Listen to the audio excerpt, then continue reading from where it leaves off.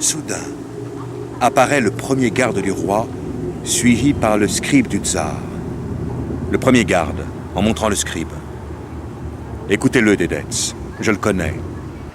Il en a marre de lire à haute voix les maximes pleines de sagesse que lui dicte le roi. Comme moi qui n'en peux plus de couper les têtes des gens et d'écarter les boyards rebelles aux quatre vents.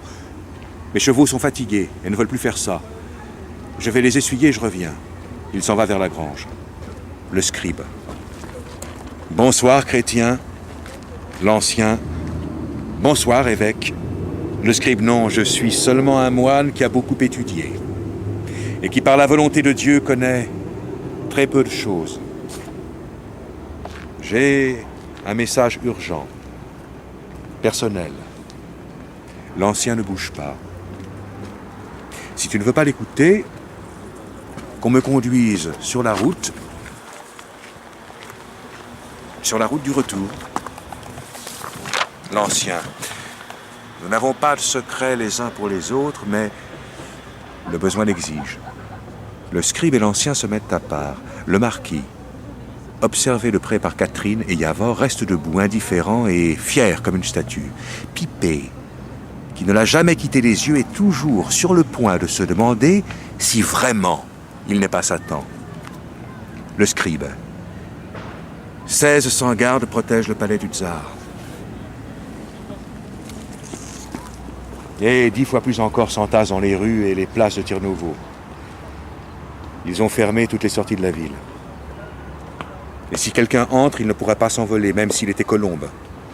En haut des tours, les flèches des tireurs sont pointées vers le ciel. L'ancien, tout bas. Aucune communication alors pour prévenir nos frères à l'extérieur. La force spirituelle de nous tous s'accumule dans le monde cosmique et reviendra sur Terre dans plusieurs siècles. Le scribe. Je ne suis pas ici pour réfléchir sur la foi. Dieu est unique, il est bon, mais nous les êtres humains, Tchovetsité, nous sommes mauvais. Dedetz. Il regarde les bogomiles qui se tiennent à distance. Plus les gens écoutent votre enseignement, plus ils se révoltent. Et plus je vois de nouvelles pensées rentrer dans ma tête, des mots, comme ces gens, de vrais mots. Il va vous brûler. Le tsar Boril va brûler les mots. Il fait le signe de croix orthodoxe. Pardonnez-moi, mais je suis de la foi qui est droite, la bonne, l'orthodoxe. Toute la journée, les coups de marteau frappent, n'arrêtent pas. Et ils viennent de toute la ville, de partout. À Tirnovo, on cloue, on prépare les bûchers. L'ancien. Est-ce que le messager d'Innocent III est arrivé? Le scribe. Il a fait savoir qu'il est arrivé. Et d'impatience, le tsar n'a pas dormi cette nuit. Il a pensé... Il attend. L'ancien. Quel est ton conseil, ami? Le scribe. Sauvez-vous, chrétiens. Cachez-vous chez les fauves, au fin fond des forêts. Maintenant, pour vous, ils sont moins dangereux que les étrangers. Le scribe et l'ancien s'approchent de Catherine et Yavor. L'ancien. Le concile est convoqué. C'est trop tard. Yavor bat à Catherine. Pourquoi Boril est-il si pressé de brûler les gens? Pourquoi prendre sur soi de telles décisions? Le scribe. Le concile est un piège, chrétien. Mais ceux qui se décideront à venir, on vous attend. Le peuple attend votre parole. Catherine. Nous allons lui parler et agir selon notre conscience. Personne ne nous prendra la force de l'esprit. Le scribe. Partez. Mais partez! On vous capturera de force, avec des lances et des flèches, des chiens dressés et des lévriers. Les soldats du roi sont partis pour la chasse à l'homme. Ils regardent la forêt avec peur. Sauvez-vous, bonnes gens. Ils arrivent ici. Et je garderai vos souffrances. J'écrirai la vérité pour les siècles à venir, quand les seigneurs du monde pourront comprendre. Que Dieu soit avec vous, bonnes gens. Le scribe sort rejoindre le premier garde. Le marquis veut déjouer la surveillance de Catherine et Yavor et essaie de partir. L'ancien. Sœurs et frères, l'épreuve la plus lourde pour nous et pour notre enseignement commence. Cette nuit, Vous allez vous décider dans la forêt profonde. Le marquis. Où sera notre prochaine rencontre, maître? L'ancien. Il évite de répondre. Partout et nulle part. Après l'épreuve, le Très-Haut fera que nous nous rencontrions. Catherine au marquis, sans ceux qui haïssent. L'ancien. Nous qui paraîtrons devant le jugement du concile des 100 têtes, puisons dans la force humaine de notre enseignement. Catherine. Elle se jette sur le marquis et le fouille. La lettre du pape est sur lui. Le marquis, il l'enlace. Elle se défend violemment. Le marquis prend garde et s'attend, Catherine. Pipé se jette vers le marquis. Pipé, regardez ses yeux! On dirait du feu, c'est lui, Satan! Malaise général. Les bogomiles ne savent toujours pas dans quelle direction partir. S'ils doivent fuir ou rester. Et que faire du marquis? Pipé est le seul à continuer de suivre le marquis, qui entraîne Catherine vers la sortie. Tout à coup, on entend des cris sauvages d'hommes et de femmes, poursuivis par des aboiements acharnés. Ils s'approchent. Les soldats du roi font irruption et lancent des nœuds coulants autour des coups des bogomiles, comme si c'étaient des chevaux sauvages. Dans la confusion générale, le marquis lutte encore avec Catherine. Le marquis, « Je te sauverai, Catherine !» Yavor se jette sur le marquis et dégage Catherine de ses mains. Un soldat du roi se jette sur Yavor, mais Pierre Castre le secourt. Un autre soldat du roi, l'épée tirée, se jette sur le marquis. Mais celui-ci sort une épée de sous sa cape et l'abat sur place comme l'aurait fait un croisé. Puis de nouveau, il s'élance vers Catherine. Catherine, attrapez-le! Il a sur lui la lettre du pape! Le marquis veut frapper Catherine avec son épée. Un jeune bogomile qui a récupéré l'épée du soldat tué par le marquis essaie maladroitement de s'en servir pour le défendre. Catherine, je sais mourir, marquis. J'ai déjà vu ça. Je sais. Le marquis laisse tomber son épée sans rien dire. L'ancien, pendant que les soldats l'emmènent, il crie à Catherine. « Catherine, emporte nos livres en Italie et en France. » Les soldats s'arrêtent. Traduis-les dans la langue du peuple et enseigne-lui le nouvel humain. Novia Човек, que chacun puisse en les lisant comprendre sa peine, demander conseil et science. Les soldats emmènent les bogomiles qu'ils ont pu capturer comme des bêtes. L'ancien est parmi eux. Pierre Castre. Catherine, tu es femme, c'est plus simple pour toi de traverser le pays, sauve-toi avec les livres. Catherine, je ne peux pas fuir. À Yavor et à Pierre Castre, je suis pleine de toi, de vous. Je suis pleine de douleur pour nous tous. À Pierre Castre, j'aime Yavor, autant que notre science, mais de loin. Je voulais me consacrer aux deux à la fois, au matériel et au spirituel, mais je n'ai jamais pu atteindre le vrai bonheur de me donner pleinement et en même temps aux deux. Ma matière m'empêche de penser. Mais elle est sans limite ni fond, ma pensée. C'est beau, c'est fort. Et j'aime à Yavor, et je t'aime. C'est peut-être possible les deux ensemble. Le feu est arrivé trop tôt. Yavor est maintenant tout près d'elle. Catherine à Pierre Castre de nouveau. Salut Carcassonne et la tombe de mon père, si on lui a permis d'en avoir une. Pierre Castre se résignant. Catherine. Viens. Il vaut mieux que j'emmène un être vivant qu'une légende. Catherine. Tous ceux que j'aime m'appartiennent et j'appartiens à ceux qui m'aiment. Alors c'est pareil, là-bas ou ici. Le jeune bogomile qui a sauvé Catherine tente de frapper de son épée le marquis à l'épaule. Il se demande comment le neutraliser, sans lui faire du mal. Il tourne autour de lui et ne trouve pas de solution. Le jeune bogomile, au marquis, dire que durant 3 ans, une naïade m'a donné le sein et je n'ai pas le droit de te toucher. Je ne peux pas. Catherine au jeune bogomile et au marquis. Arrêtez. Le marquis. As-tu entendu, Catherine? Je t'aime. Catherine, marquis. Échangeons les objets matériels inutiles. En échange de mon corps, Tu nous donneras la lettre d'Innocent III. Allez, vas-y, la lettre. Le marquis. Ici, devant tout le monde, il ne comprend pas si elle se moque de lui. Catherine. Les bûchers brûlent devant tout le monde aussi, mais personne n'a honte. Qu'est-ce qui te gêne, marquis? Yavor se tient tout près derrière le marquis, prêt à le frapper. Mais son enseignement Bogomil l'arrête. Le marquis a de plus en plus peur. Et il se sert d'un moment où les soldats du roi font de nouveaux prisonniers pour s'enfuir. Catherine, Pierre Castres et Yavor courent à la poursuite du marquis. Grâce à lui, ils échappent aux soldats. Bistra, l'ami de Catherine, est capturé. Mitra se sauve en faisant le signe de croix orthodoxe et en jurant deux choses que les Bogomils ne font jamais. Pipé monte en haut du chêne, non pour se sauver, mais pour maudire Satan. Cramponné à une branche, l'embrassant de toutes ses forces, il crache en tremblant de peur dans la direction où est parti le marquis. Pipé. Pss, pss, pss, pss, pss, pss.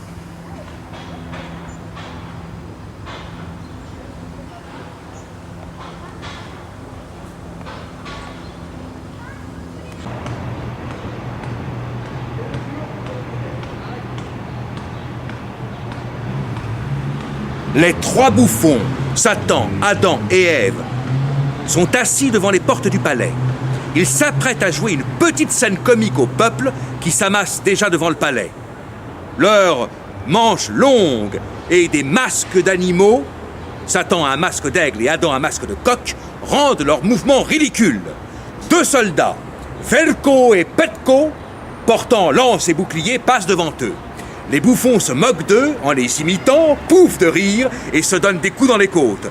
Les soldats leur sourient et s'en vont. Pipé se cache des soldats derrière un spectateur. Bouffon Satan à Bouffon Ève. Tu as pu aller jusqu'où, Bouffon Ève? Jusqu'au même endroit que toi, on ne laisse personne se balader de l'autre côté devant la grande porte du palais. Et je vous jure que l'envoyé secret du pape passera par là. Bouffon Adam, puisqu'il est secret, il passera par ici, par la porte de service. Bouffon Satan, commençons, sinon ils vont nous nettoyer d'ici. Bouffon Adam, il réfléchit, se gratte la tête et chuchote quelque chose au Bouffon Satan. Moi, je suis ton cuisinier, et toi, tu es le grand Bogart Stretz. Sors ton prestige de ta besace. Le Bouffon Satan enlève sa tête d'aigle, arrange ses cheveux qui lui tombent sur les épaules, sort de sa besace un large col de fourrure avec un ruban de pourpre, l'enroule autour de son cou et prend une pose de boyard. Bouffon Adam enlève sa tête de coq et sort une grande cuillère de bois.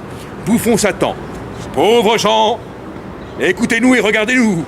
On vous racontera aujourd'hui ce que dit l'enseignement fautif du petit peuple Bogomil, mort on ne sait pas où, on ne sait pas comment, il y a 200 ans. Moi, je suis le grand Boyard, j'ai beaucoup de serres, beaucoup de terre, beaucoup de troupeaux et de chevaux. Le tsar Boril est le roi, et toi, Adam, tu es la plèbe. Tu n'as rien. Alors, est-ce que nous sommes égaux? Quelques soldats bulgares et les mercenaires Kouban s'arrêtent pour les écouter. Bouffon Adam au public. Et moi, je suis ton cuisinier. Entre ses dents, le tsar tient quoi? Une belle épaule de bœuf. Toi, Boyard, tu n'as qu'une brebis. Et moi, ton cuisinier, je lèche les os derrière toi.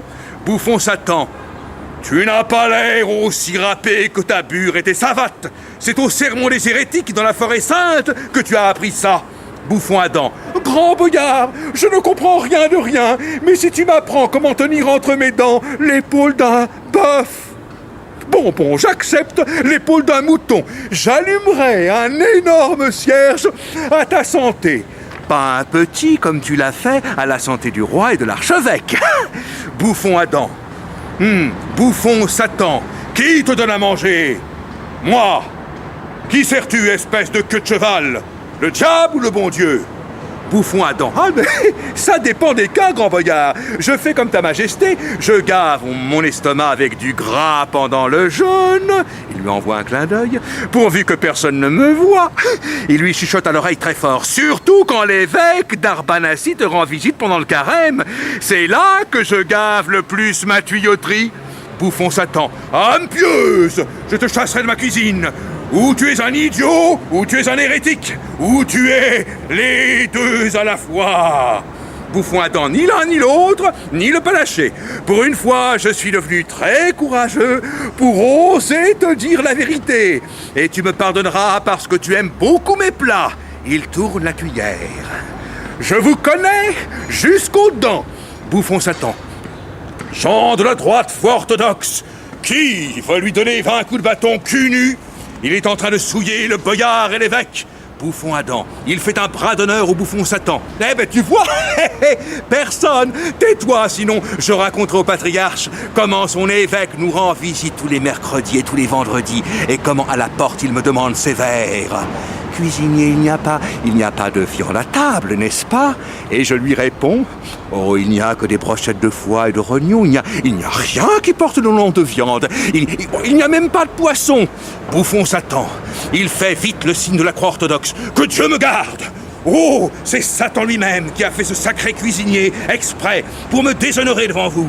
Les soldats rient et essaient de les faire partir. Le Bouffon Satan et le Bouffon Adam remettent leurs plumes et se transforment de nouveau en aigle et en coq.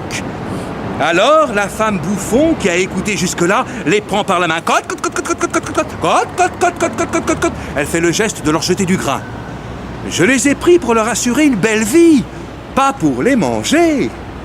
Je suis riche, moi, avec 2 poulets comme ça, et je vais jeûner. De l'eau et du pain, rien d'autre. Je ne suis pas pauvre comme vous pour manger. Et puis le pauvre, ça n'a pas besoin de jeûner. Il est tellement maigre. Les soldats irrités repoussent les bouffons. Pipé a oublié complètement les soldats. Habillés, proprement, bien rasés, bien peignés, il se précipite vers Satan, enthousiasmé par le spectacle. Je suis Pipé! Oh, bravo! Bravissimo! Quel doux récit! C'est très très bien, très très bien. Mais je te reconnus. Tu es Satan! Il passe derrière pour voir sa queue. Oh, tu l'as enlevé! Bon Dieu! Vers les soldats. C'est un grand tricheur! Et pour ce qu'il me fait danser, il mérite qu'on lui arrache! Allez, aidez-moi! On lui baisse la culotte! Les soldats s'arrêtent pour écouter Pipé. Le Bouffon Satan sort la queue de son sac, se l'accroche derrière le dos et la montre. Bouffon Satan. La voilà! Le voilà, Satan, tout chaud, tout vivant avec sa queue. Il crie aux soldats. Vous la voyez? Les soldats qui partaient reviennent. Les 3 bouffons se sauvent. Les soldats entourent Pipé et regardent de près ses vêtements. Soldat Petko. Qui es-tu? Que cherches-tu ici devant les portes du palais royal? Pipé. Je suis Pipé de Saint-Félix de Caraman. C'est tout près de Toulouse. Et je suis Pipé de Saint-Félix. Il a peur, il bégaye. Soldat Petko.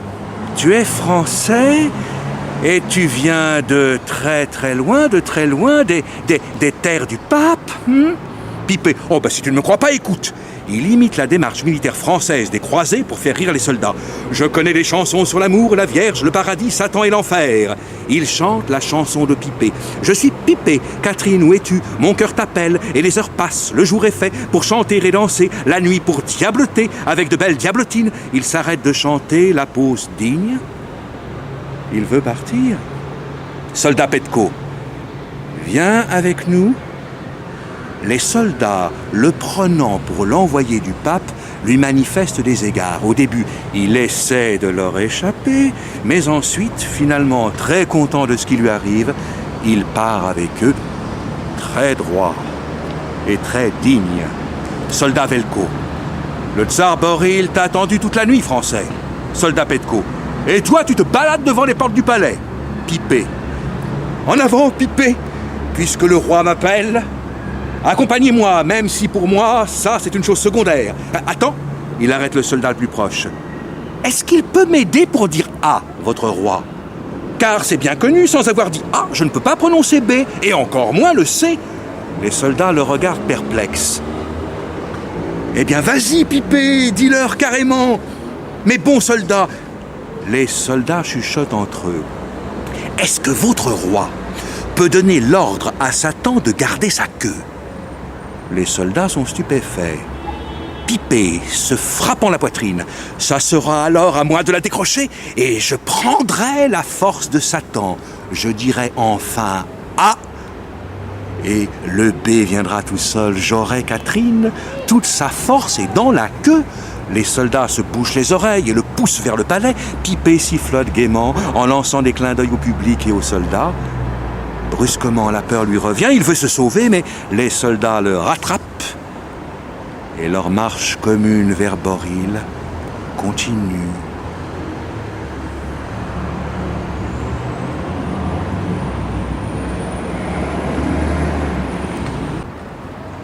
Le cabinet de travail du roi Boril.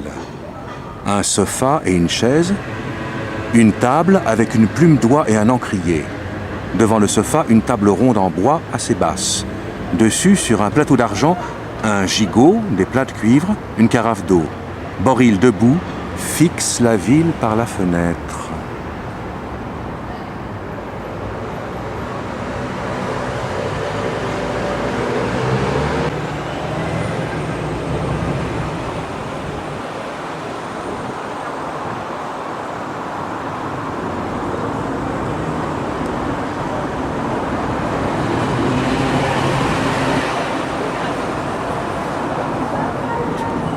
Boril, Tirnograd, Tirnovo.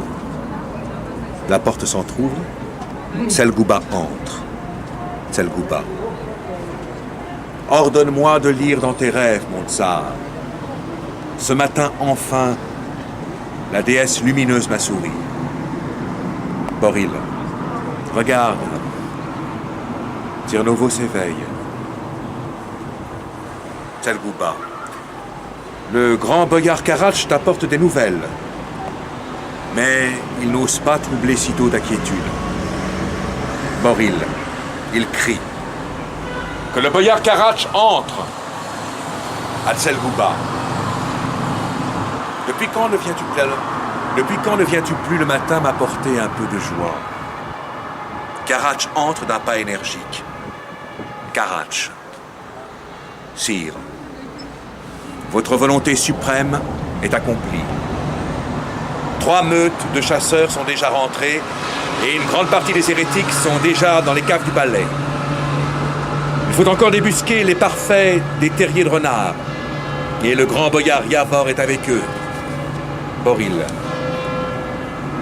Je n'aime pas entendre que mes boyards bulgares préfèrent les trous des ours à mes grâces royales. Le grand boyard Yavor va me revenir. Karatch d'un ton dur.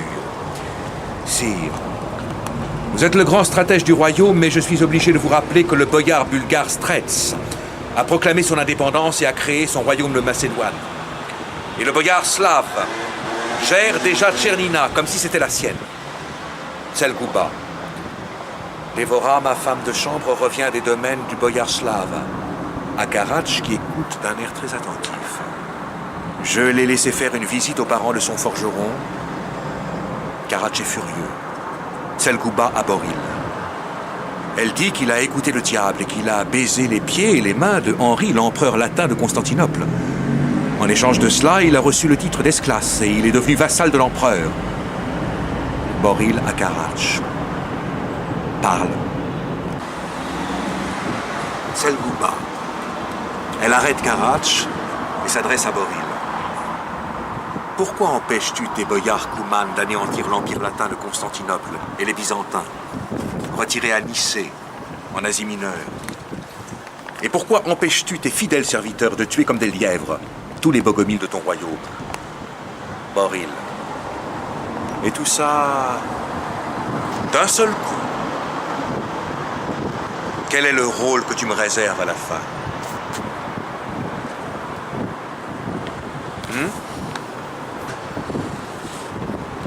Karatch. Il court le bruit que le grand boyard Yavor est allé parler au jeune Ivan Hassan II. Karatch et Boril s'observent attentivement. On dit encore que pendant ton grand concile de la foi orthodoxe, les Bogomiles organisent le leur, où ils vont couronner Ivan Hassan II. Boril, il soupçonne Karatch de mentir. Tu n'es qu'un étranger, Karatch. Tu ne connais rien ni de ce peuple, ni de cette terre.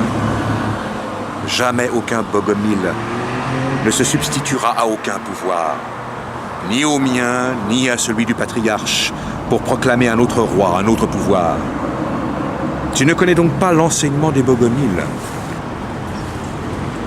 Il n'y a pas, cela n'existe pas, un bon roi. Il s'arrête et regarde Karatch. Mais ils haïssent les guerres car cela tue les corps, où vit l'âme pécheresse, qui doit avoir le temps de se racheter, non ce n'est pas le mot, de se perfectionner. Alors ils ont mis à l'abri le fils de Kaloyan, Ivan Hassan II, et ils l'élèvent. Ce n'est pas un roi qu'ils préparent, mais un Bogomile, que mes sujets aimeront autant que ces aimés de Dieu. Alors, quoi d'autre? Karatch. L'envoyé du pape Innocent III a disparu, et mes hordes Koumanes sont prêtes. Un signe de toi, et ils montent sur leurs chevaux. Boril, tes Koumanes sont maintenant plus nombreux que mes sujets. Vous, les nomades, vous ne savez pas ce qu'est une terre à soi et un peuple à soi. Sa terre et son peuple à soi. Karatch. En revanche, nous savons très bien ce que sont la force et le pouvoir. Et nous savons être fidèles à l'engagement de servir un roi. Nous savons faire couler le sang. Boril, c'est avec ma bénédiction que vous tuez les chrétiens et que vous ruinez mes paysans. Karatch. Les hérétiques nous haïssent et tes discours n'y sont pas pour rien. Boril. Pour eux, les Latins, les Koumanes, les Grecs, les Bulgares, tous, nous sommes des ennemis. Selgouba, promets-leur quelque chose de très important. Boril, lis un peu les Damasquins de mon scribe Godeslav et tu verras. Beaucoup de terres j'ai parcouru, lui a dit le voyageur, et nulle part je n'ai vu autant de sorciers, de mages, de vagabonds, de naïades et autres prédicateurs que sur nos terres bulgares. Donne-leur des histoires à inventer aux Bulgares. On ne croit pas ici à la parole du tsar. Selgouba. Je te veux fort, ne te fâche pas. La reine est l'ombre de son souverain. Sous un seul soleil, il ne peut y avoir qu'une seule reine, car tu n'as qu'une ombre. Boril. Tu as raison, Selgouba, les terres bulgares fondent sous mon sceptre, comme une boule de neige dans ma main. Les métropolites de Hongrie, de Constantinople, de Tabriz, de Thessalonique sont déjà arrivés pour le concile que j'ai réuni. J'ai la cervelle d'un enfant ou bien la main trop faible? Ah, laissez-moi, allez-vous-en. Karatch s'en va, la tête haute, d'un pas digne. Selgouba regarde Boril, mais il ne soulève pas la tête. Alors elle baisse les yeux et s'en va. Boril se promène. Il regarde Tir-Nouveau. S'assied à sa table d'écriture. Prend la plume et note soigneusement quelque chose.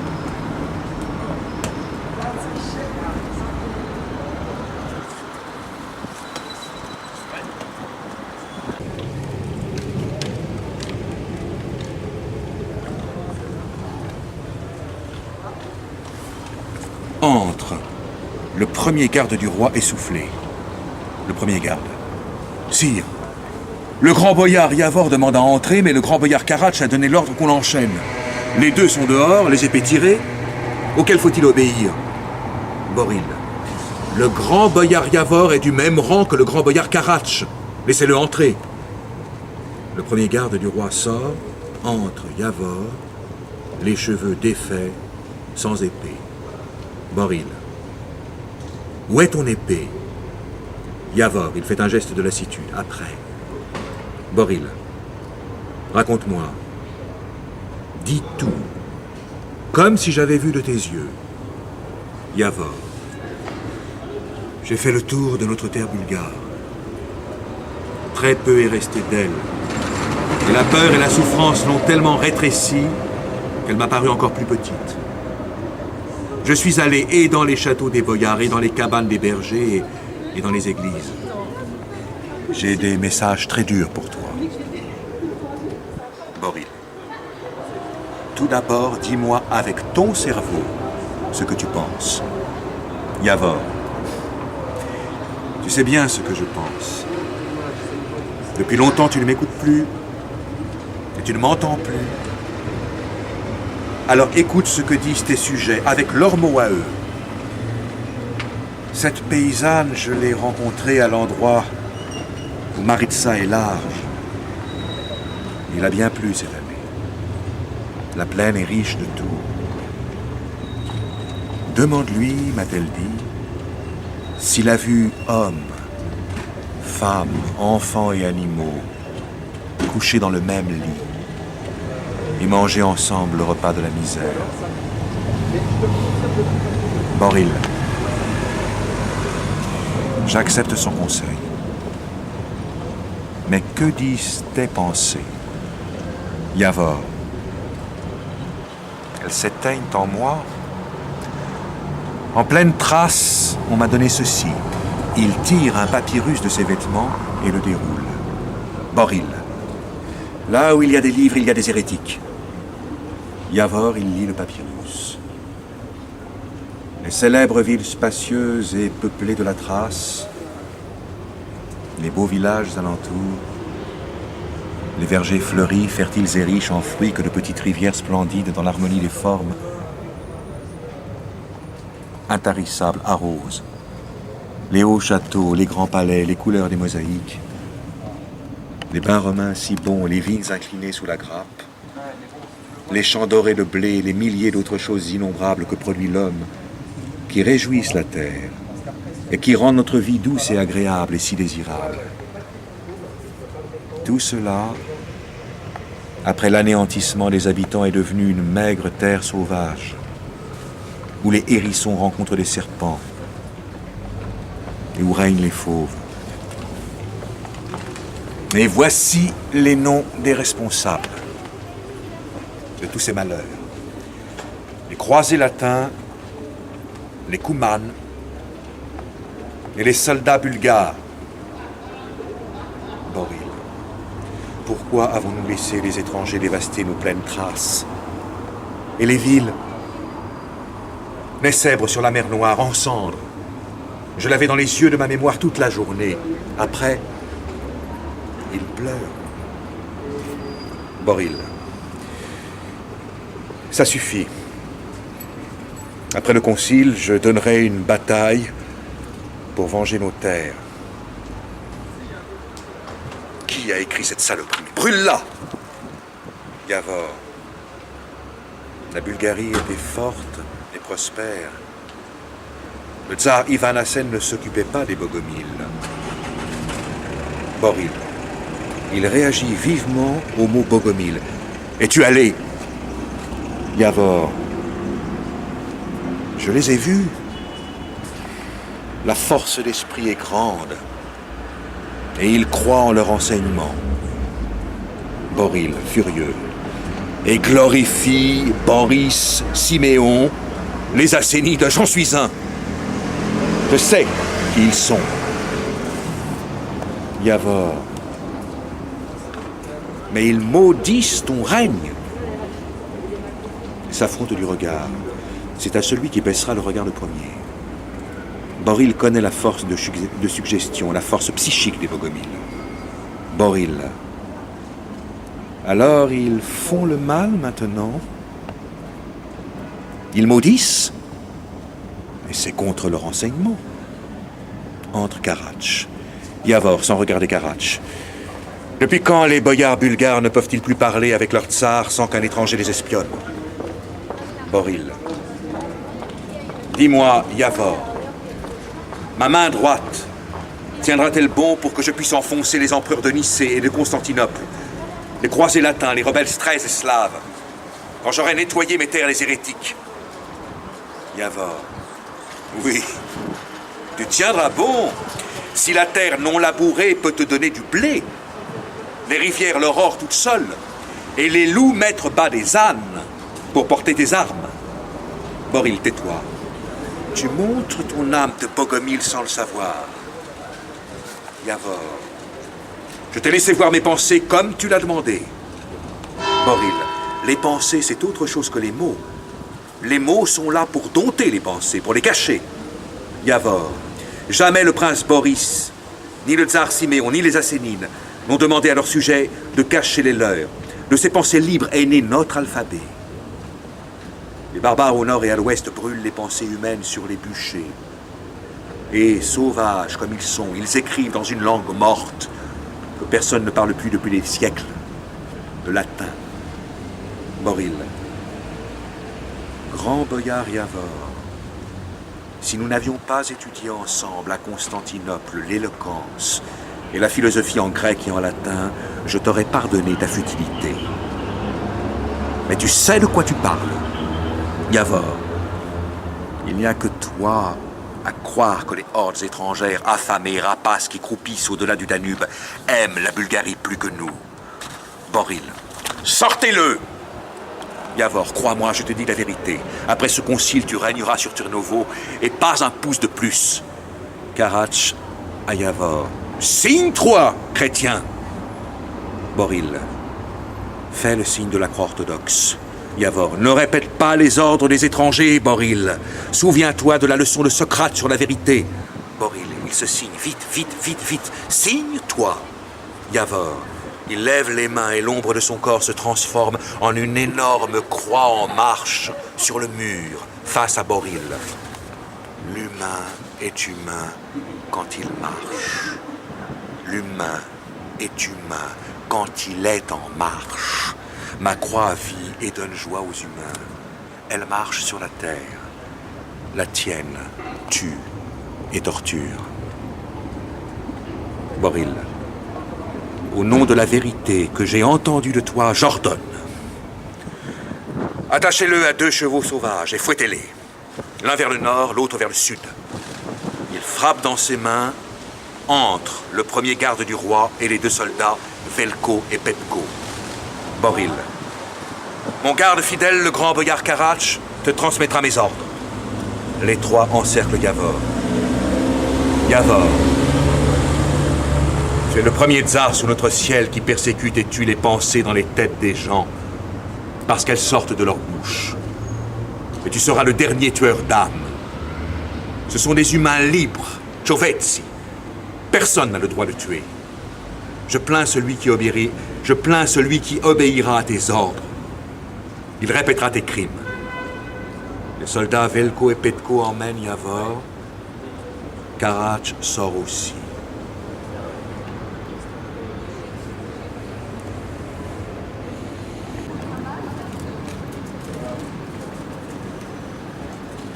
Des rires montent de la rue. Boril s'approche de la fenêtre. Boril. Turnovo brille dans la neige. Elle rit. J'entends les gens rire dans la rue. Parfois, je voudrais moi aussi rire de mon cœur. Je voudrais... Il est interrompu dans ses pensées par Karatch, qui revient et s'approche de lui. Karatch. Les ennemis d'un souverain sont plus nombreux que les grains de blé dans son grenier. Nous, les mercenaires, nous le savons mieux que celui qui nous engage. Boril. C'est de la sagesse barbare, ça. Notre État est ancien. Ici, les camps, les princes et les rois qui ont régné étaient des gens intelligents et courageux, pas des lâches. Karach, oui, ça a été. Boril. Et ça le sera. Vous allez me rendre les terres bulgares jusqu'à leurs anciennes frontières, même si tu es le dernier des Koumans à rester sur cette terre. Après, j'aurai des soldats à moi. Karach, sire, en bon bulgare, tu penses ce que tu dis. Et pour moi, tu es un homme fort et un souverain glorieux. Boril, les Grecs sont perfides et traîtres. Vous n'êtes pas loin. Mais en plus, vous n'êtes pas stable. Vous riez, dansez, chantez, et le butin avalé, vous continuez la fête même quand vous avez faim. Tout est amusement pour vous. Karach, nous, on ne bâtit pas des villes, on les détruit. On ne sème pas dans les champs, on les enflamme. Les femmes et les enfants ne nous attendent pas. Et la bataille finie, ceux qui restent assouvissent leur soif dans le vin et les danseuses. Nous rions parce qu'une nouvelle bataille, une nouvelle aventure nous attend. Entre Tselgouba, très inquiète. Tselgouba, cette nuit, la belle Dévora s'est enfuie avec le premier forgeron du palais, chez les hérétiques. Boril, tu es contente, ma reine? Tselgouba ne répond pas. Karach, sire, la mort sur le bûcher est une mort trop douce pour les traîtres du roi. Ordonnez aux marchands de fournir du goudron. Empalés sur les pieux et trempés dans le goudron, Dévora et ce forgeron vont éclairer comme des torches. 3 nuits de suite, Tirnovo. Tselgouba. Pourquoi leur en veux-tu autant, grand boyard? À chacun de ces pas, tu t'arrêtais et tu attendais. Et tu n'as rien reçu de la belle Bulgare. Elle ne t'a pas vu. Karach, tes paroles, ma reine, sont ma volonté. Boril, regarde, Karach. Quelle belle jument de ta tribu. Il montre Tselgouba. Et pas un seul regard pour la reine, pour elle. Tous en ont trop dit. Ils se taisent brusquement. Boril, que les marchands trouvent du goudron. Et toi, si tu les attrapes, je les veux vivants. Il regarde fixement Karach. Et bien vivants. Un tel amour et une telle audace méritent bien qu'ils partent s'aimer hors de ce monde. Boril retourne à la fenêtre. Il regarde Tirnovo de nouveau. Tselgouba et Karach sortent. Entre le deuxième garde du roi. Le deuxième garde du roi. Sire, des soldats ont découvert l'envoyé du pape. Boril. Qu'il entre. Je l'attends.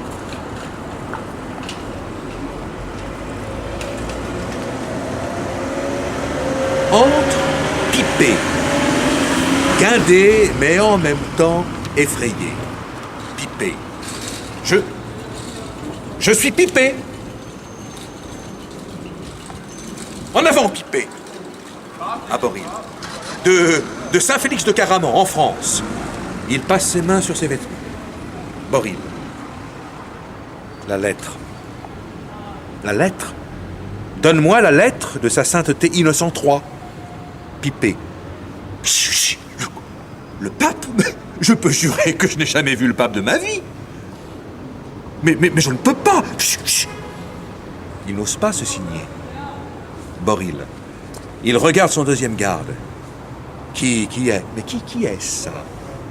Pipé. Je suis Pipé de Saint-Félix de Caraman. Je cherche et je veux 3 choses. Si tu es un roi puissant, aide-moi. Et vas-y, Pipé, vas-y. À Boril d'une traite. Je veux attraper le diable par la queue pour pouvoir épouser ma Catherine. Ce qui me permettra de m'installer tranquillement sur les genoux de Dieu. Tu m'aideras, hein? Il faut bien reconnaître qu'ici chez vous, Satan m'est apparu 3 fois. 3 fois en entier. Pas admis. Mais rusé comme il est, il me montre la queue et puis il file. Nom de Dieu! Je pourrais jurer, mais je ne peux pas. Pipé en bon bogomil ne peut jamais jurer. Longue pause. Boril regarde Pipé avec suspicion. Pipé a peur de lui, mais se donne du courage en sifflotant. Boril, à son deuxième garde. Emmenez cet hérétique. Enfermez-le dans les caves et que les popes s'occupent de lui. Qu'il trouve pourquoi il est venu ici, ce qu'il cherche, ce qu'il veut. Pipé. Mais je ne voulais pas. C'est eux qui m'ont emmené de force. Nom de Dieu, je pourrais... Voilà. Il veut faire le signe de la croix, mais n'ose pas. Oui. Mais alors, je ne pourrai jamais voir Satan. Boril, à son deuxième garde. À chacun des soldats qui me l'ont amené, donnez 5 coups de bâton sur crâne nu pour qu'ils apprennent à penser. Je suis là d'accueillir ceux dont je n'ai pas besoin et d'attendre celui à cause duquel le sommeil m'a quitté. Pipé, tu as raison, mon roi bienheureux. Le roi a toujours raison. Il veut s'éclipser, ayant compris que sa place n'est pas là, mais à ce moment entre le soldat Petko. Il se jette aux pieds de Boril. Soldat Petko. Ayez pitié, sire. Nous l'avions attaché aux queues des 2 chevaux. Nous l'avions bien attaché. Je vous jure sur la tombe de ma mère, quand elle sera morte, et sur la tête de l'esprit de mon père. Et nous les avons fouettés, l'un vers le nord et l'autre vers le sud. Je vous jure. Boril. Avoue ce qui s'est passé, croupe de cheval. Laisse les serments à ta femme et à ta grand-mère.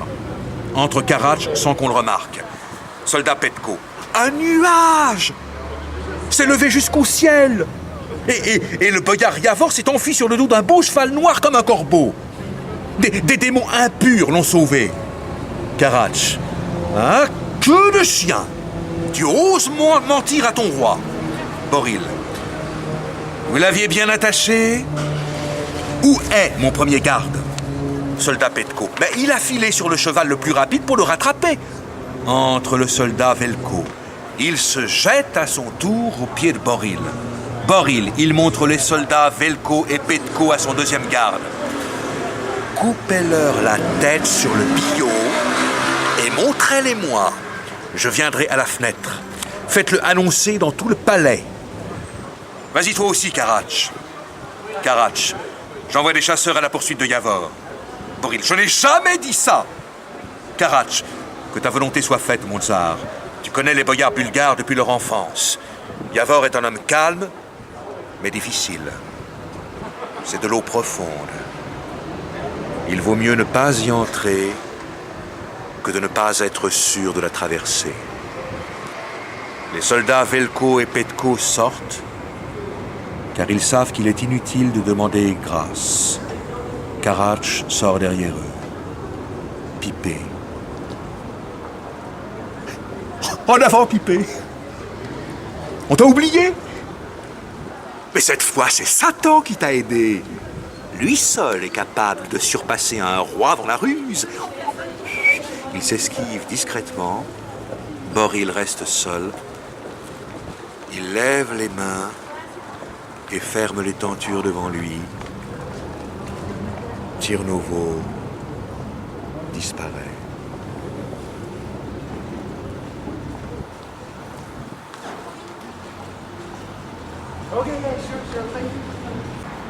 La salle du trône des rois bulgares à Tirnovo.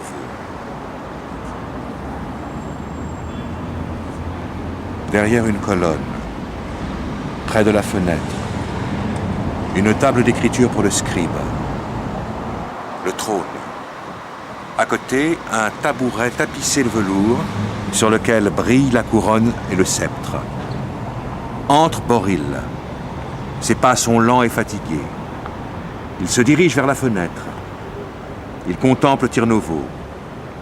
De toutes les fenêtres, on voit la ville.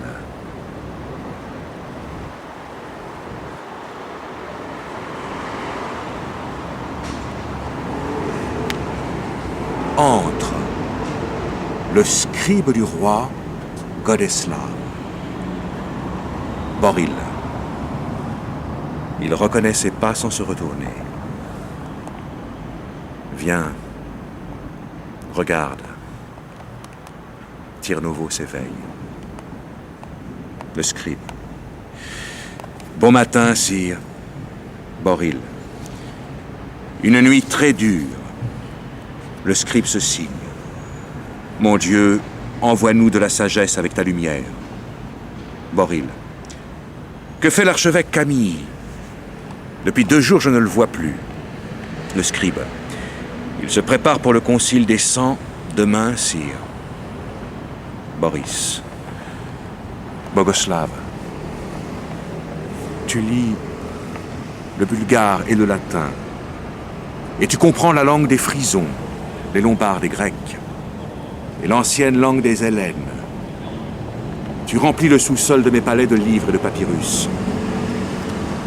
Et tu es le seul à te taire. Tu n'entends donc rien? Le scribe.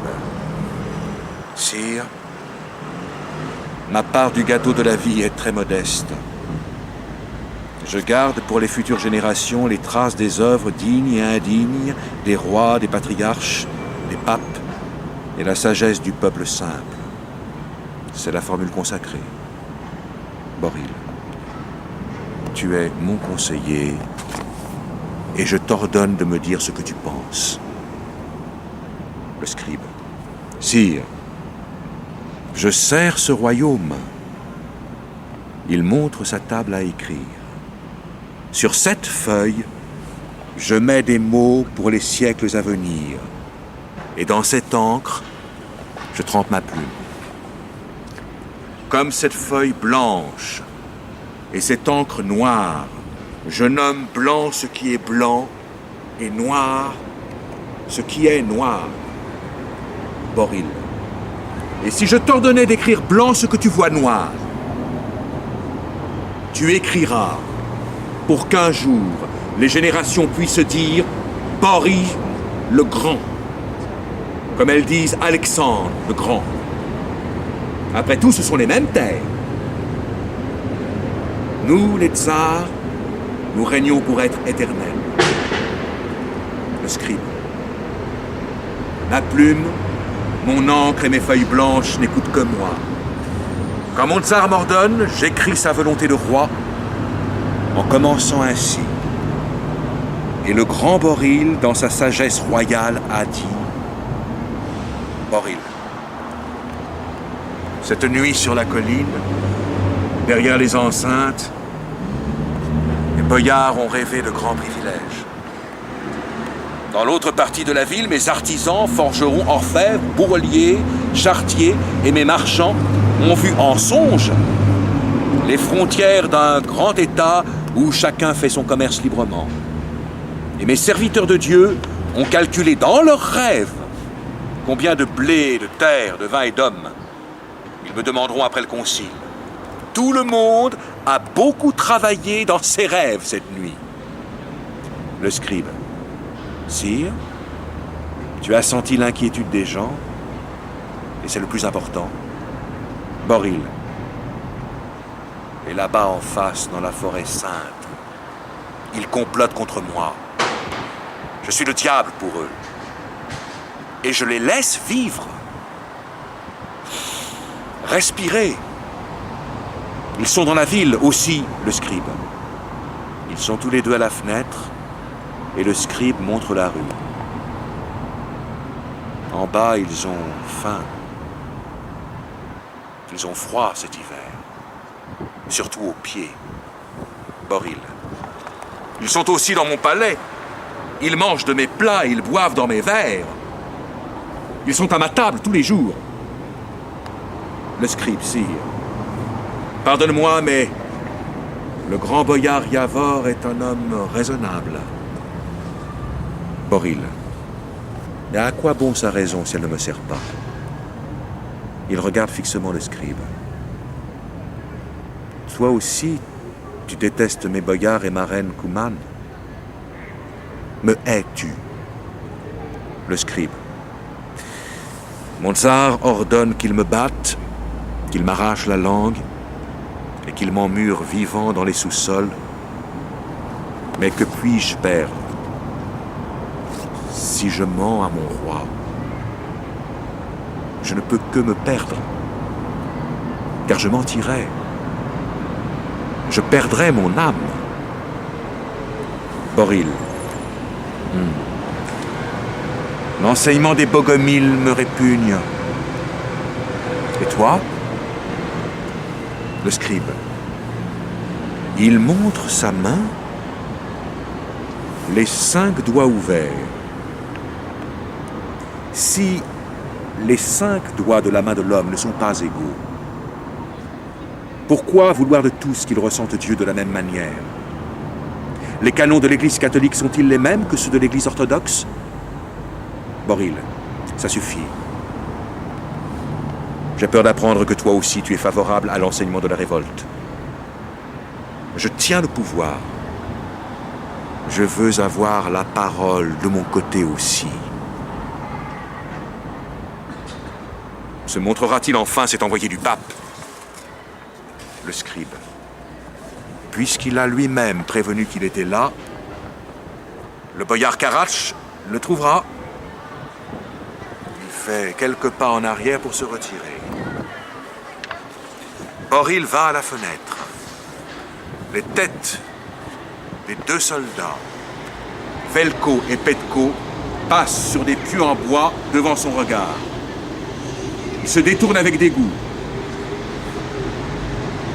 Le scribe murmure. J'ai beaucoup de travail qui attend. Boril, reste, Godeslav. Et lis-moi un peu. Parle un peu avec les livres. Distrais-moi. Le scribe. J'ai noté pour toi un récit très ancien.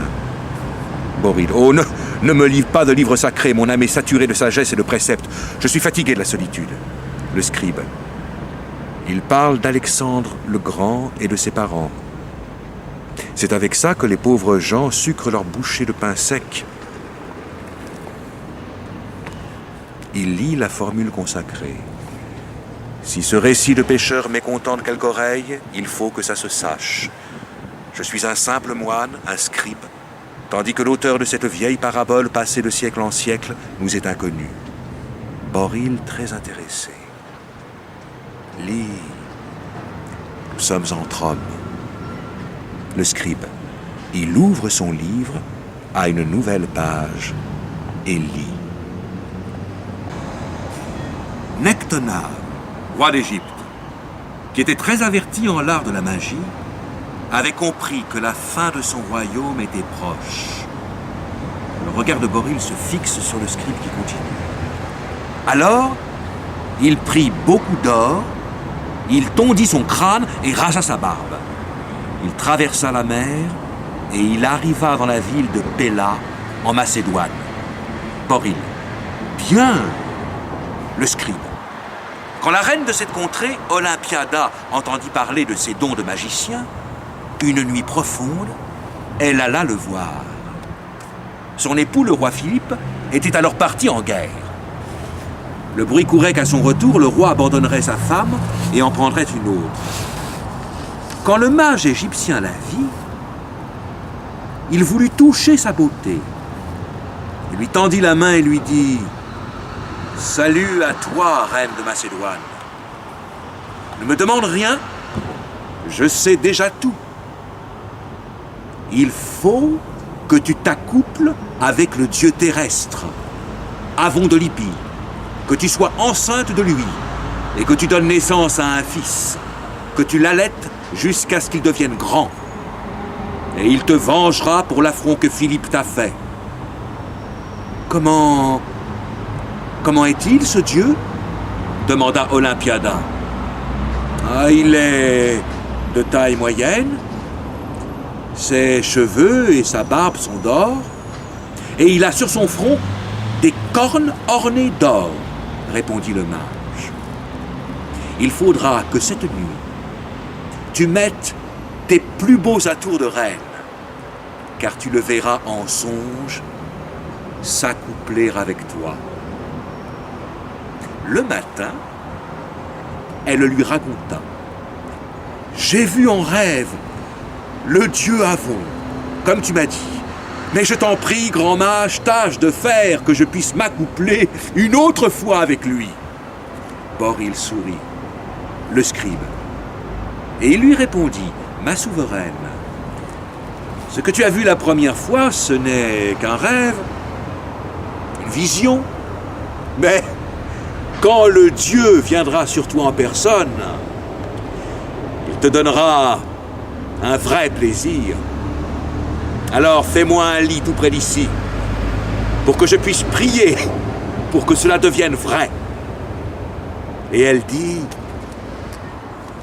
à côté de ma chambre à coucher, il y a une pièce.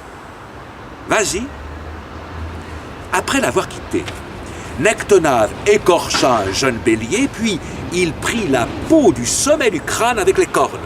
Il dora le tout et le mit sur sa tête. Il prit un sceptre d'ébène et il s'habilla tout en blanc. Ensuite, il revint chez Olympiada, il resta toute la nuit et s'accoupla plusieurs fois avec elle.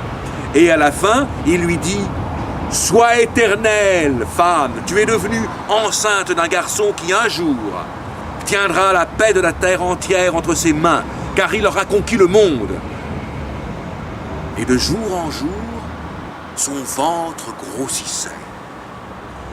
Et inquiète, elle dit à Nectonave, « Mais si Philippe entre et me trouve pleine, que vais-je lui répondre ?»« N'aie aucune crainte, ma maîtresse, car le dieu Avon paraîtra devant lui. Il lui dira ce qui est arrivé, et il te rendra innocente. » Boril marche de long en large. Le scribe. Quand Philippe rentra de la guerre et vit sa femme attristée, il lui dit « Ce qui t'est arrivé n'est pas ta faute. Ce péché est d'autrui. Comme je l'ai appris du faucon, porteur de nouvelles, tu n'as été prise de désir ni pour quelqu'un du peuple, ni pour quelque beauté de la noblesse. » Le scribe soulève la tête d'un air entendu. Et quand le temps arriva pour Olympiada d'enfanter, il y eut un tel orage pendant la nuit, avec un tel tonnerre et de tels éclairs, que le monde entier fut secoué. Alors le matin, Philippe dit à sa femme, « Je pensais ne pas te laisser allaiter ce petit parce qu'il n'est pas mon enfant, mais je vois maintenant que la graine est divine, et la naissance grande et noble. Nous allons l'élever en souvenir de l'enfant que j'ai eu de ma première femme et qui est mort, et son nom sera Alexandre. » Le scribe plie lentement les feuilles. Boril, il éclate d'un rire fort qui le secoue. Tiens, quel beau collier de mots. Mon peuple humble et blasphémateur a enfilé. Ici, sur cette terre, on n'a jamais cru au miracle. Même au temps ancien des païens. Qui a permis aux simples gens de dénigrer l'origine divine d'un roi? Le scribe.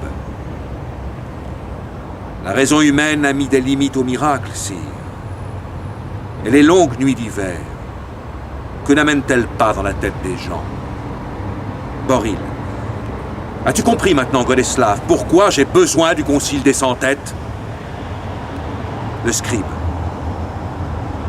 Tsar Boril, mon Dieu est le tien. Ma maison est l'église. L'anathème est comme la foudre pour le croyant.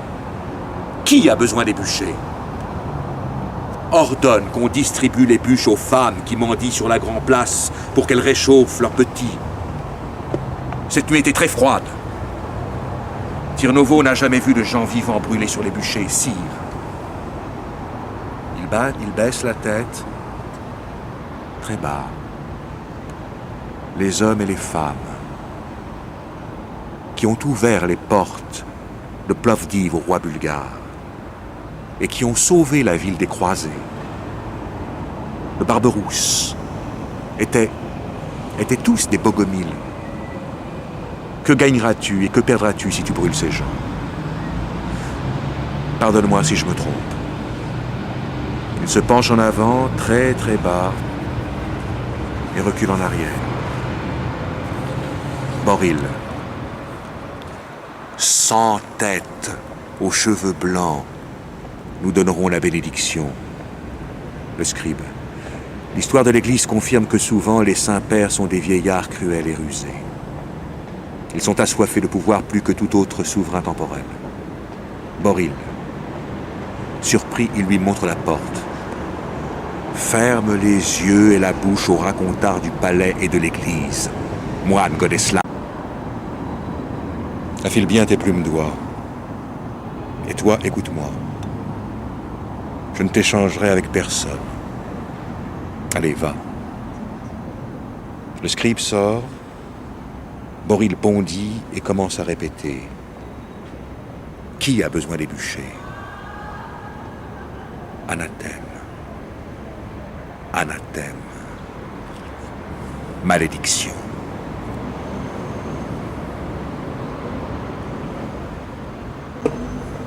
Entre le deuxième garde du roi. Deuxième garde. Sire, l'envoyé du Saint-Père. Boril. Qu'il entre et rappelle mon scribe. Boril s'assied sur le trône.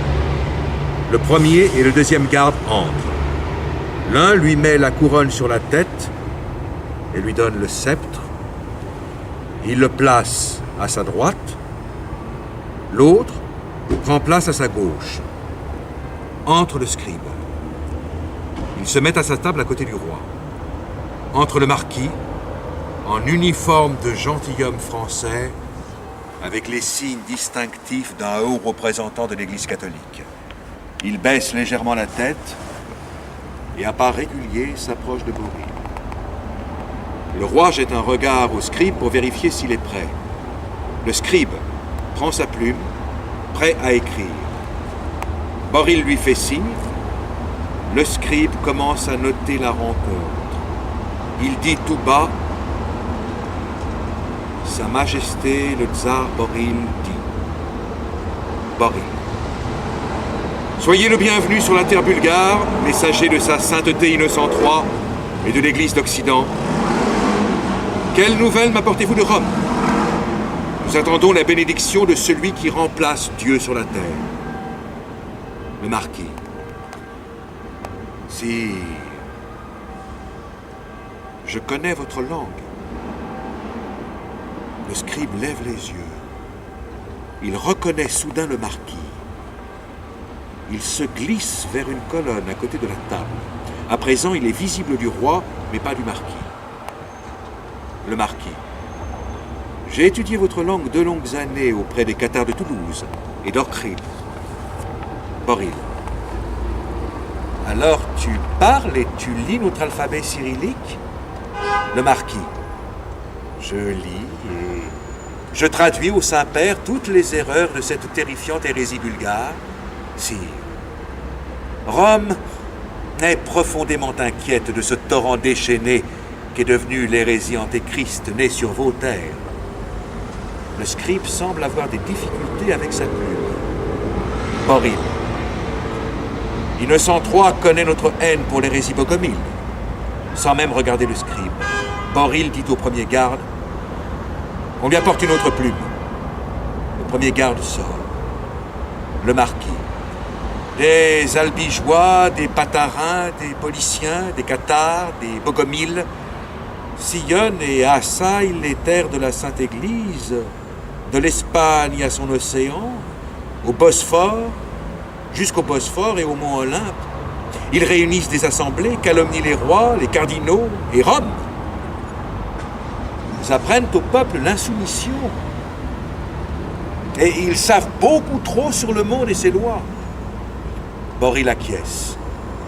Je connais le renseignement de ses sources mêmes. Le marquis.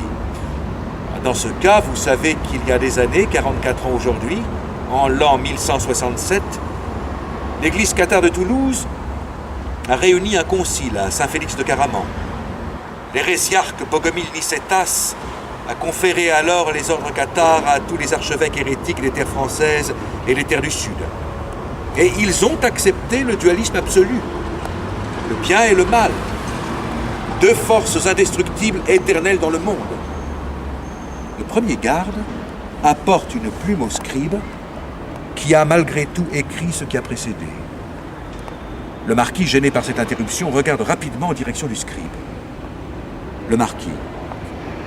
2 ans plus tard est arrivé le prédicateur bulgare Pétrus, de votre église bogomile.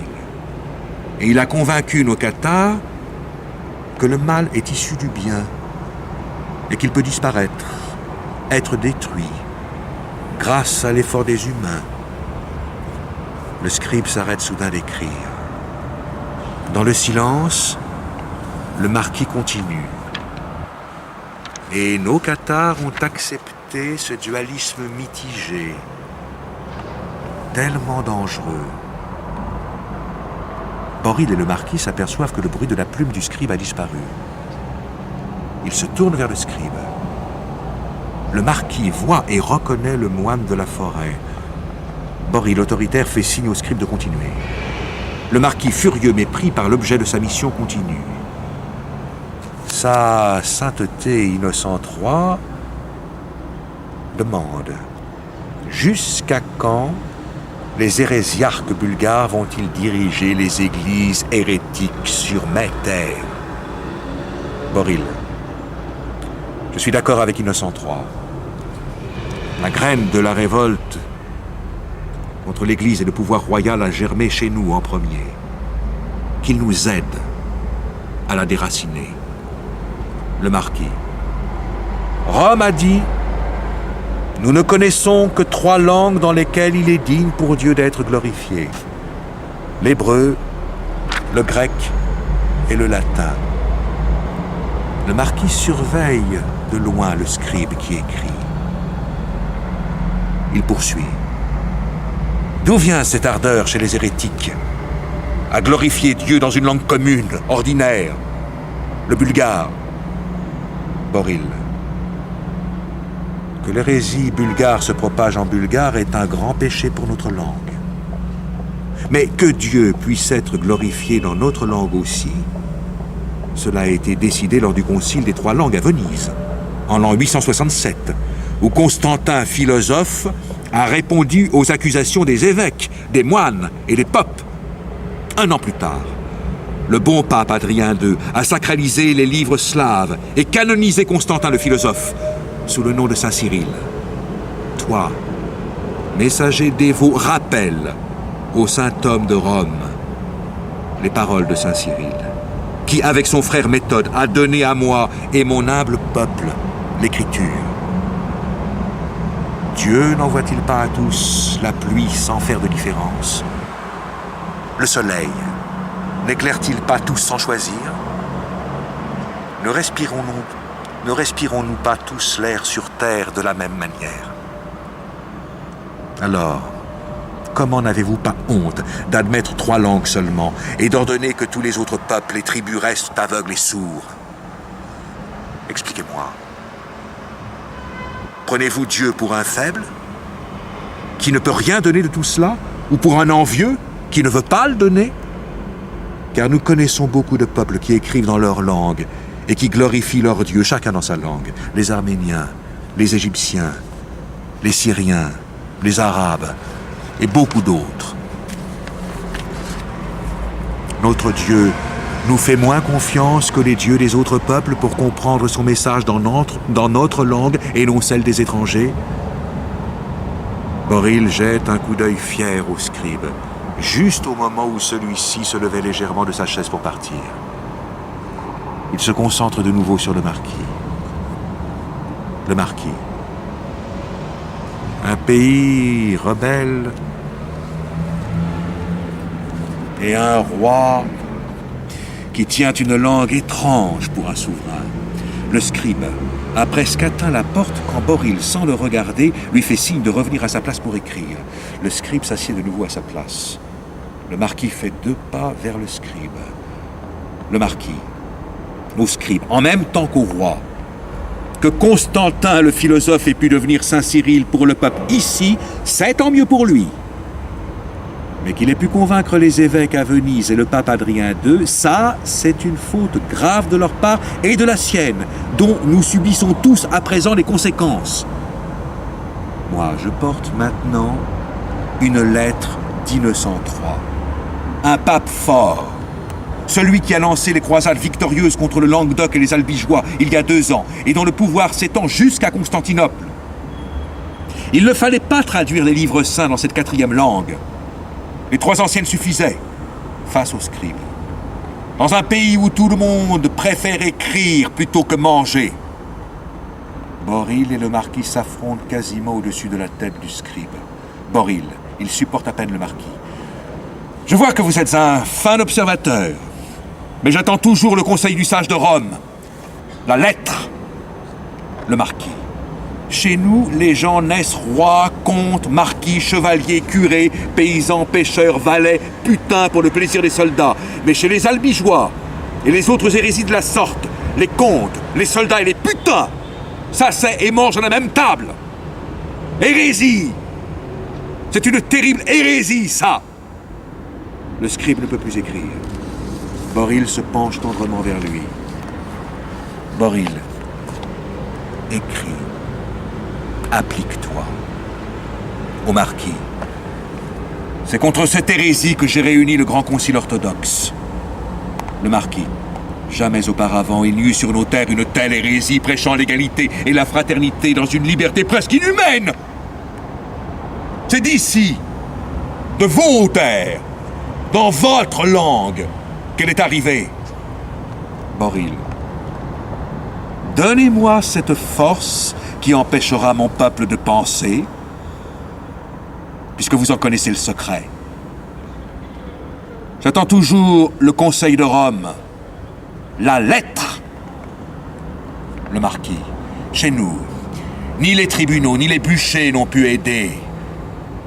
Avez-vous donc une telle confiance en tous? Avec un regard de côté pour le scribe. Boril au scribe. Continue. Le marquis regarde le scribe et appuie sur chaque mot. Le marquis. Mais la décision est prise. Dans la même nuit, à la même heure, les chevaliers du roi et de l'Église entreront d'un seul coup dans les cités cathares et albigeoises du sud. Les glaives chrétiens feront couler le sang et Dieu bénira ses armes. Le marquis tend à Boril la lettre et recule de 3 pas. Boril frappe doucement par terre avec le sceptre. Les gardes sortent. Le scribe s'avance et Boril lui tend le parchemin. Le scribe parcourt le parchemin, comprend le contenu du texte. Il a du mal à contenir sa peine.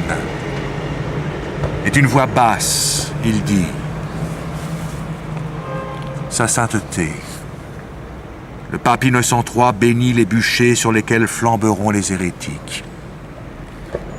Et de la fenêtre de son palais romain, il veut apercevoir dans le ciel le reflet des flammes qui s'élèveront à Tirnovo. » Le scribe tend le parchemin à Boril et se retire à sa place en tournant le dos au marquis. D'un air soumis, il continue son travail. Boril est soulagé mais très inquiet. Boril. Nous n'avons pas de croisée avec des glaives bénis de Dieu, mais nous avons des forêts. Il nous suffit d'allumer les bûchers. Et toi, tu seras témoin de ce que le pape attend de moi. Il fait le signe de croix orthodoxe. Dieu bénit notre tâche. Le marquis. Quel signe de croix faites-vous? J'ai pour mission de transmettre cela aussi au Saint-Siège à Rome. L'uniate, le scribe note. L'uniate se dit de chacune des églises chrétiennes orientales qui acceptent les dogmes du catholicisme, reconnaissent l'autorité du pape, tout en conservant leur liturgie et leur organisation. Le marquis continuant. L'uniate avec votre oncle, le bienheureux tsar Kaloyan, est toujours en vigueur. Boril. Je suis roi de mon peuple, et je fais le signe de la croix qu'il fait chaque jour, l'orthodoxe. Boril se lève. Il lève la main. Le marquis lève la main aussi. L'audience est terminée. Boril frappe 3 fois dans ses mains, entre 3 belles koumanes avec de longs cheveux noirs jusqu'au talon. Le scribe replie soigneusement ses parchemins et sort sous les regards de Boril et du marquis. Boril, aux femmes koumanes. Emmenez notre hôte dans la pièce la plus claire de mon palais pour qu'il se délasse et que celle sur laquelle ses yeux s'arrêteront l'endorme. Le marquis, sire. Je vous remercie, mais j'ai un vœu ardent. Si une femme me plaît sur vos terres, je veux que vous me la donniez, en dépit de tous les obstacles que je pourrais rencontrer, et même contre son gré. Mais elle n'est pas parmi ces jeunes Cumanes, et qu'elle ne m'en tienne pas rancune, Boril. Qu'il en soit comme vous voudrez, il montre les Cumanes.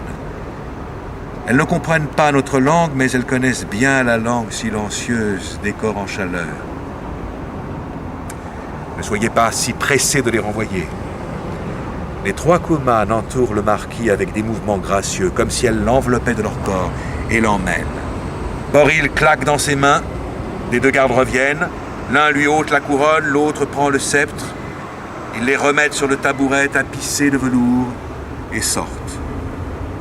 Boril tourne la tête vers la fenêtre, mais n'a pas la force de se lever. Alors, il laisse tomber sa tête sur sa poitrine et ferme les yeux. Pause.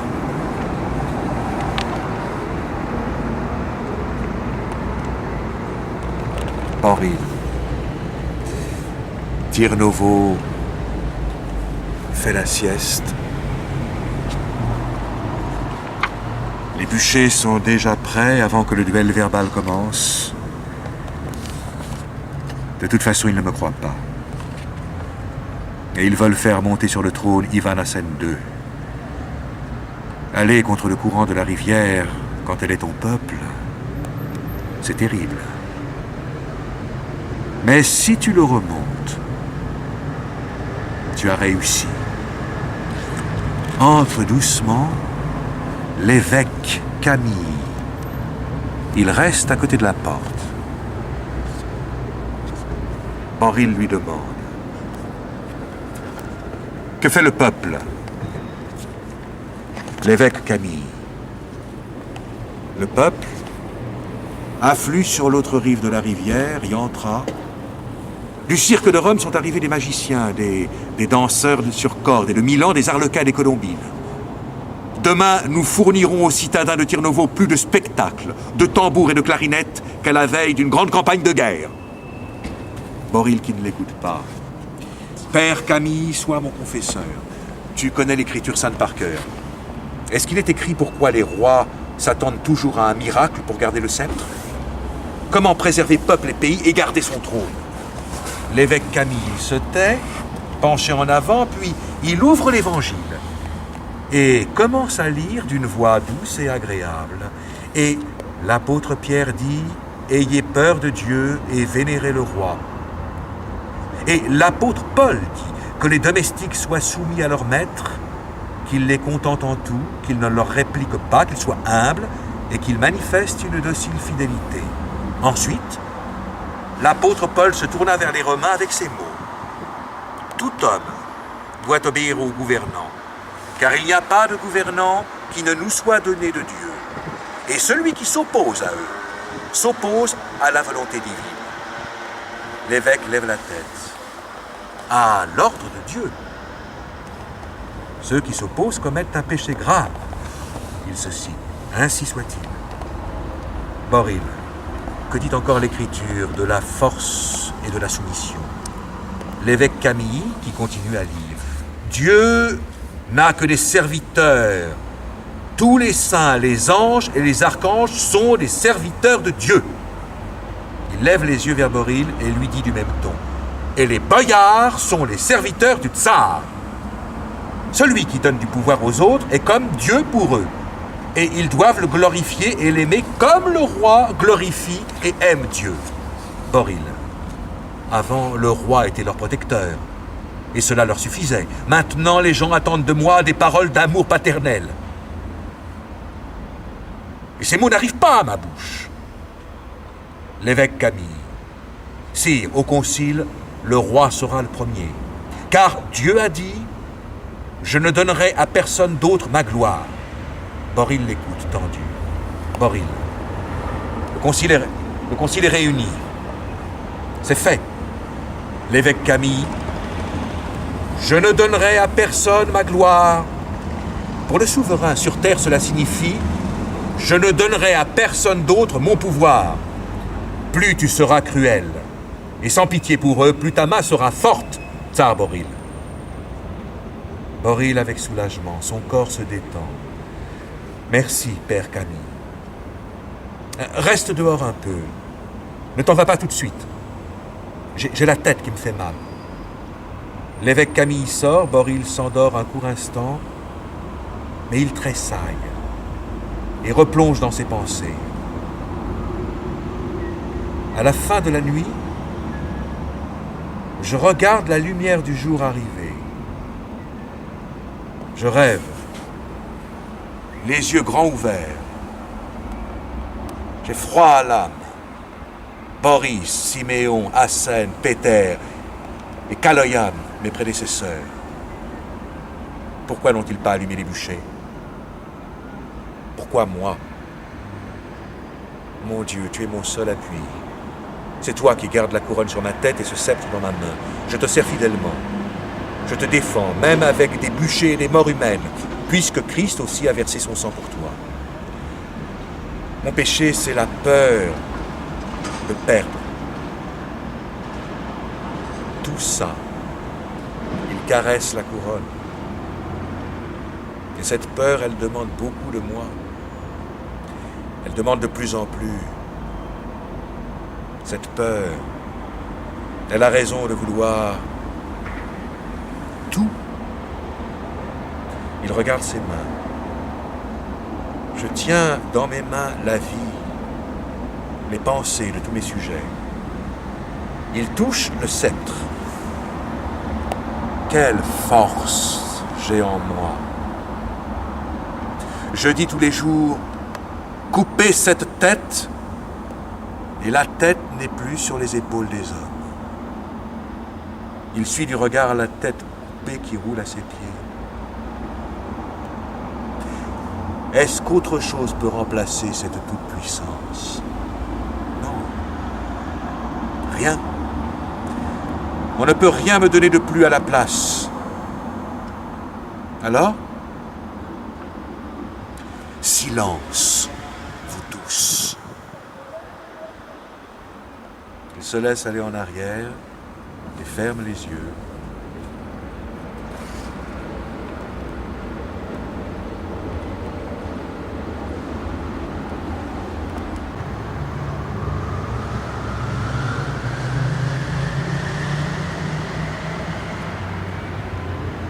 Le matin du 3e jour, les 3 bouffons, tête baissée, sont assis par terre devant les petites portes du palais. Ils sont vêtus de peaux d'animaux. Ils portent Adam son masque de coq, Satan son masque d'aigle, Ève son masque de serpent. Bouffon Ève. Par où ils les feront passer à ton avis? Bouffon Adam. Et par les portes officielles du palais, en beau bois de buis sculpté et tout. Et on les jugera devant les portes dorées de l'hôtel de la cathédrale, où le concile est réuni. Tout sera fait de manière royale. Bouffon Satan. Et de la même manière, on coupera leur tête. Je veux tellement voir le procès en entier. Ça va être du grandiose, du vrai théâtre. Bouffon Ève. Écoutez, cette nuit, j'ai fait un rêve. On nous jugeait. Nous sommes jugés, nous aussi. Et nous avons les poignets enchaînés. Le tsar Boril a levé la main et a montré la porte. Laissez-les partir. Ce ne sont pas des gens. C'est du rire. On ne juge pas le rire. Et j'ai eu peur. Et je me suis réveillé, la main sur le nez. Oh, ça va, je vis encore. Bouffon Adam. Il suffit que Boril prenne quelques-unes de nos bêtises à son compte et il nous brûlera pour notre bien. Bouffon Ève. Chut! Veux-tu ne pas lui donner des idées, s'il te plaît? Bouffon Adam. Mais il ne pourra pas brûler le rire. Les gens auraient de la peine pour le rire et ils ne voudraient plus ni travailler, ni vivre sans lui, sans rire, quoi. Et tous seuls, comme des grands, ils choisiraient de nouveaux bouffons. Et les nouveaux entendraient parler de nous. Et la vie s'écoulerait de nouveau, les peines et le rire, main dans la main. Bouffon Satan. Assis comme je suis, une chose me vient en tête. Bouffon Ève, d'accrocher ta queue de Satan au derrière de Boril. Bouffon Satan. Non, non, non, non, non, tu n'as pas deviné. Mais cette blague mérite mon attention. Les trois restent pensifs. Satan dit brusquement. Mais c'est ce qu'il y a de plus facile. Bouffon Ève, quoi? Bouffon Satan. Mourir. La foi dans le cœur et le sourire aux lèvres. La foi, ils l'ont. Et le sourire, nous leur en ferons cadeau. Bouffon Ève. Oh, le temps n'est pas au rire maintenant. Bouffon Adam. Allons, prions. Les trois bouffons se mettent à chanter une belle mélodie profonde sur la mort et l'amour du XIIIe siècle. L'harmonie et la profondeur de la mélodie parlent plus que les mots. Et elle résonne comme la prédiction de quelque chose de grandiose et de terrible. Bouffon Ève. Et si on appelait Brasaille? Il peut chasser le feu de Tirnovo, il est bon Brasaille. Les trois sortent de leur sac de petites clochettes et ils commencent leur danse. La danse des Cookers, similaire aux danses indiennes d'Amérique. Ils sifflent et crient comme des chouettes et d'autres oiseaux, et comme des fauves. Les clochettes tintent toujours plus fort. Brusquement, les trois se couchent par terre et écoutent l'esprit venir. Bouffon Ève. Esprit de la terre, Brasaille, viens! Regarde comme je n'ai pas peur de danser sur les braises. Ève se met à danser très vite, comme si elle avait des braises sous les pieds. Le rythme des clochettes autour de ses chevilles s'accélère de plus en plus. Brusquement, Ève s'arrête et personne ne respire plus. Bouffon Adam, voilà. J'entends ses pas. Brasaille rôde par ici. Soudain, effrayé par cette invocation d'un dieu païen, Adam et Satan se lèvent. Et tous les trois se serrent les uns contre les autres et de nouveau se mettent à chanter avec ferveur la mélodie chrétienne. Bouffon Adam. Et si on montait vite, vite sur le clocher de la cathédrale chez les moineaux? Aujourd'hui, ils vont sonner les grosses cloches. Bouffon Ève. Oh, t'es pas bête, Adam? Adam, jaloux, se jette sur Satan. Tous s'en vont en se bousculant. Apparaît Pipé. Il déplie un mouchoir, l'étale par terre, s'assoit et commence à chanter une triste chanson française. Il est évident qu'il n'est pas gai. Lorsque les jours sont longs en mai, j'aime le doux chant des oiseaux qui vient de loin. Il me souvient d'un amour lointain, plein de désirs. Je vais morne et attristé. Si bien que chant ou fleurs d'aubépine ne me réjouissent plus que l'hiver glacé. Cela me paraîtra une grande joie quand je lui demanderai d'héberger pour l'amour de Dieu celui qui vient de si loin. Je m'en irai triste et joyeux quand je verrai l'amour lointain. Or, ne sais quand je le verrai, mais je crois à la sincérité de Dieu. C'est pourquoi je verrai cet amour lointain. Tous les habitants, je les appelle seigneurs, ceux du royaume où naquit celle qui fait ma joie. Et je crois que ça m'est grand honneur quand les plus vilains d'entre eux, je considère courtois et loyaux. À l'égard de l'amour qu'elle enferme en mon cœur, j'ai bon espoir et bonne pensée. Et je ne sais qu'elle en a conscience. Reviens, Catherine.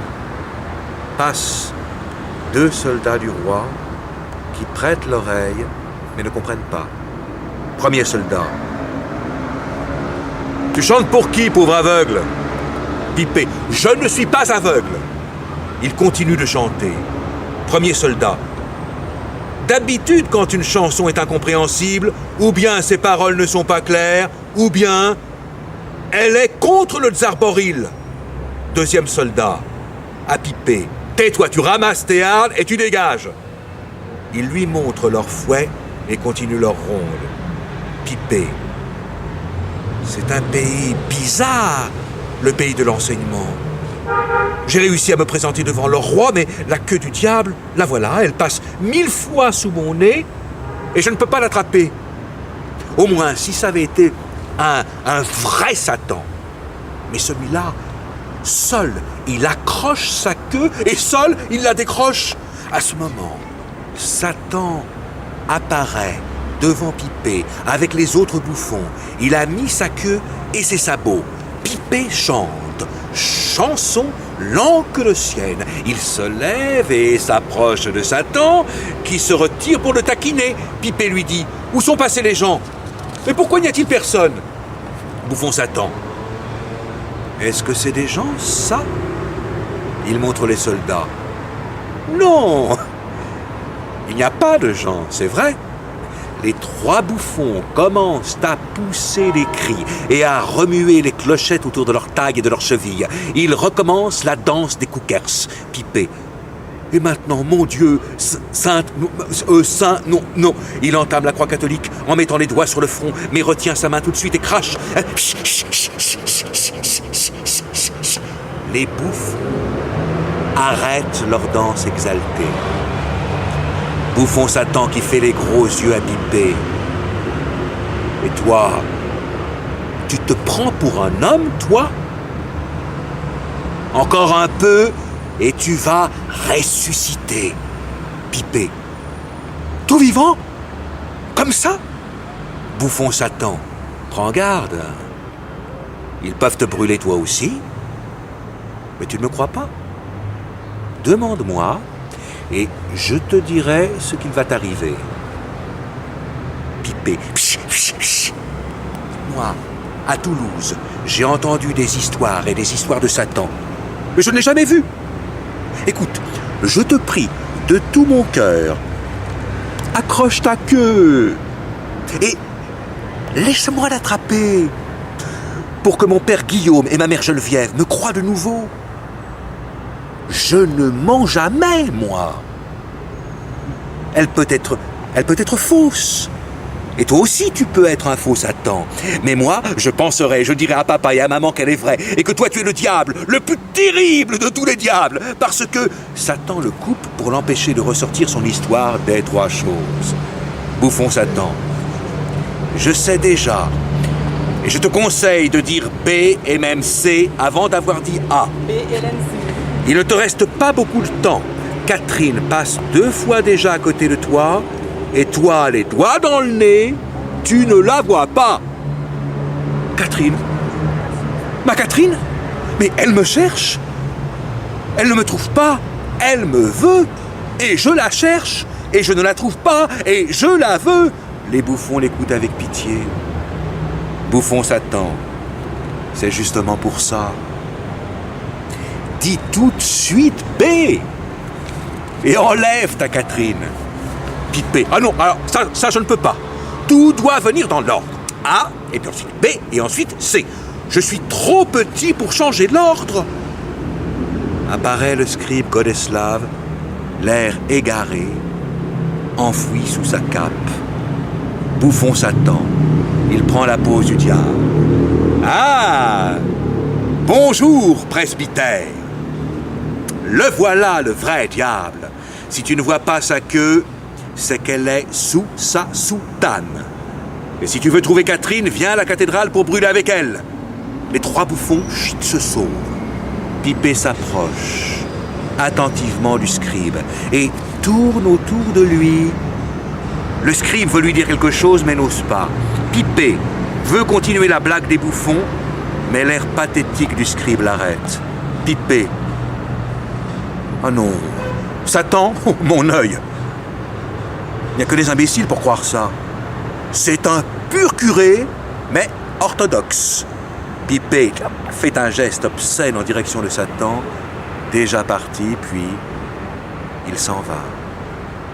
Le scribe reste seul.